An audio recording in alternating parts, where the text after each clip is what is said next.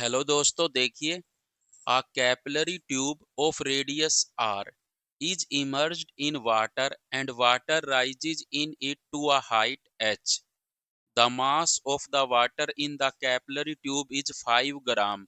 Another capillary tube of radius 2r is immersed in water. The mass of water that will rise in this tube is means कह रहा है एक capillary tube है जिसकी radius r है, उसको water में इमर्ज किया गया है और वाटर h हाइट लग राइज हो गया और जो वाटर राइज हुआ है उसका मास 5 ग्राम है।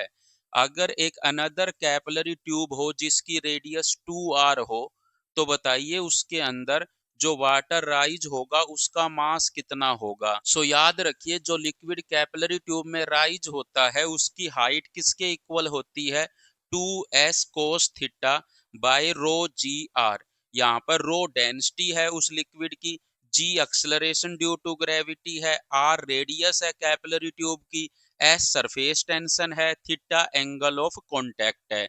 यहाँ से हम कह सकते हैं कि एस कांस्टेंट होगा, थीटा कांस्टेंट होगा, रो कांस्टेंट होगा, जी कांस्टेंट होगा। एच किसके इनवर्सली होगा, आर के।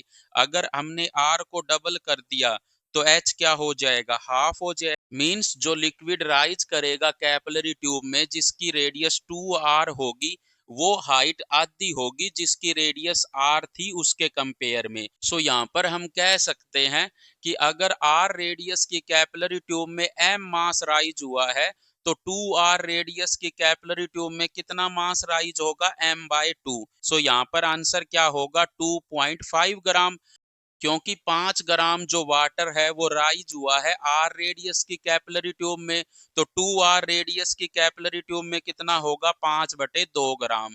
इसका डी राइट आंसर होगा।